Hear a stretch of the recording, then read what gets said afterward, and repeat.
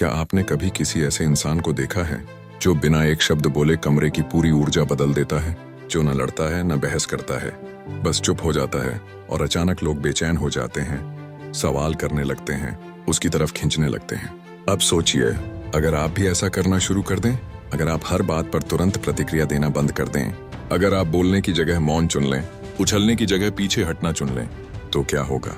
यही वह जगह है जहां असली शक्ति छिपी है। लोग आपको आपकी प्रतिक्रियाओं से कंट्रोल करते आए हैं, आपकी जल्दी रिएक्ट करने वाली आदत से, आपकी उपलब्धता से, आपकी प्रेडिक्टेबिलिटी से।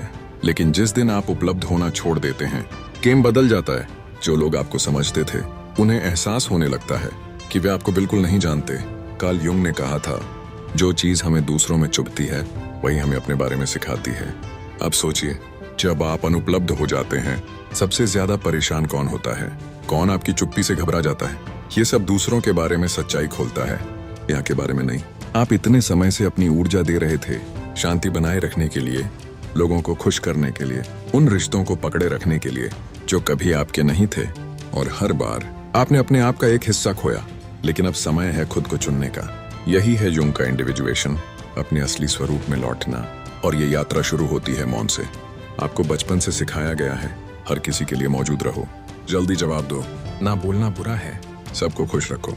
लेकिन एक सच जो शायद आपको किसी ने नहीं बताया, अत्यधिक उपलब्ध होना एक गुण नहीं, एक कैद है। जब आप हर समय उपलब्ध होते हैं, लोग आपको इंसान नहीं, एक टूल की तरह इस्तेमाल करते हैं। आप उनकी इमोशनल इमरजेंसी बटन बन जाते हैं।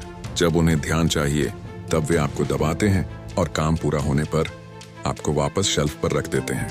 आप ये सब क्यों करते हैं?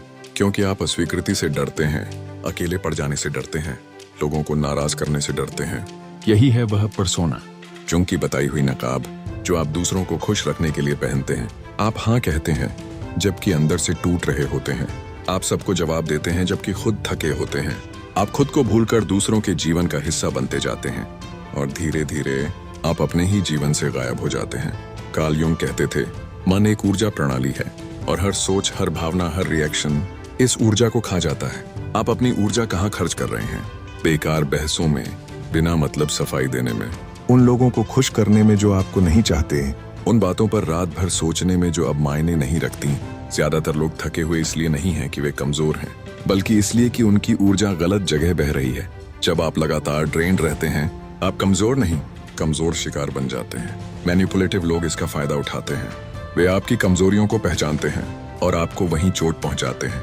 युंग ने कहा था, जिस चीज का आप विरोध करते हैं, वह और मजबूत होती जाती है। जब आप हर चीज पर रिएक्ट करते हैं, आप खुद को उसी में बांध लेते हैं। सच्ची शक्ति प्रतिक्रिया में नहीं है, चयन में है। आपको लगता है कि आपकी प्रतिक्रिया आपकी है, लेकिन सच ये है, कई बार आपकी प्रतिक्रियाएं प्रोग्राम्ड होती हैं। लोग आपके बटन जानते हैं, वो जानते हैं किस बात से आप भड़कते हैं, कौन सा शब्द आपको परेशान करता है, और आप हर बार उसी पैटर्न में प्रतिक्रिया देते हैं। यही है प्रोजेक्शन, दूसरों की छाया का भार आप पर डाल देना। और जब आप हमेशा उपलब्ध रहते हैं, आप एक खाली कैनवास बन जाते हैं, जहां हर कोई अपनी इच्छा की छवि बना देता है। वे आपको नहीं चाहते, वे आपका रोल चाहते हैं। उनका संकट आता है जब आप उस रोल को निभाना बंद कर देते हैं। जब आप चुप हो जाते हैं, लोग असहज हो जाते हैं, क्योंकि अब उन्हें आपके बिना खुद को देखना पड़ता है, और हर कोई अपने अंदर की खाली जगह देखने का साहस नहीं रखता। हम शोर से भरी दुनिया में जीते हैं। लोग चिल्लाते हैं, बहस करते हैं, खुद को साबित करने में अपनी शांति खो देते हैं। लेकिन असली शक्ति मौन में है। मौन कायरता नहीं, मौन रणनीति है। मौन ऊर्जा का संरक्षण है। मौन सीमाओं का ऐलान है। जब आप चुप रहते हैं, लोग घबराने लगते हैं, क्योंकि अब कहानी का नियंत्रण उनके हाथ से निकल जाता है। आपकी चुप्पी उन्हें परेशान करती है, क्योंकि अब उन्हें खुद के अंदर की आवाज सुनाई देती है। मौन आपकी ऊर्जा को बचाता है, और ऊर्जा बचती है तो सम्मान अपने आप बढ़ता है। जिसे आपकी चुप्पी परेशान करती है, वही आपकी सीमा का सबसे ज्यादा दुरुपयोग करता था। न सिर्फ जागरूक होना काफी है, आपको कदम उठाने होंगे। तुरंत जवाब मत दो, हर बहस में मत उतर जाओ, किसी को अपनी शांति छूने मत दो, नहीं बोलना सीखो बिना सफाई दिए। और सबसे महत्वपूर्ण, अपनी अनुपस्थिति को भी अपनी सीमा बनने दो। आपको किसी को अपनी चुप्पी का कारण नहीं बताना। आप किसी के लिए 24/7 उपलब्ध होने के लिए नहीं बने।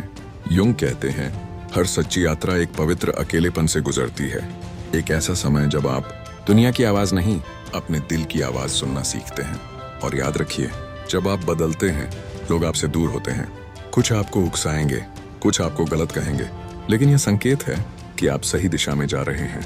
जब आप उपलब्ध होना छोड़ देते हैं, सबसे पहले आती है चुप्पी। शुरू में यह चुभती है, आपको लगता है कि आप गलत कर रहे हैं, लेकिन धीरे धीरे यही चुप्पी आपका उपचार बन जाती है। फिर आती है एकांत, लेकिन यह अकेलापन नहीं, यह स्वयं से भरा हुआ एकांत है। यहीं से शुरुआत होती है आपकी असली ताकत की। आप लोगों को खोते हैं, लेकिन खुद को पा लेते हैं। आप कम समझे जाते हैं, लेकिन ज्यादा सम्मानित होते हैं। आप एक भूमिका नहीं रहते, एक व्यक्तित्व बन जाते हैं, और यही है असली आजादी। अब आप सिर्फ वही स्वीकार करते हैं जो आपके दिल, आपकी शांति, आपकी आत्मा से मेल खाता है। जो यहाँ तक पहुंचा है, उसका दिल पहले ही बदलना शुरू हो चुका है। अगर ये संदेश आपके अंदर कहीं उतर गया है, कमेंट में लिखें, मैं अपनी शांति चुनता हूँ।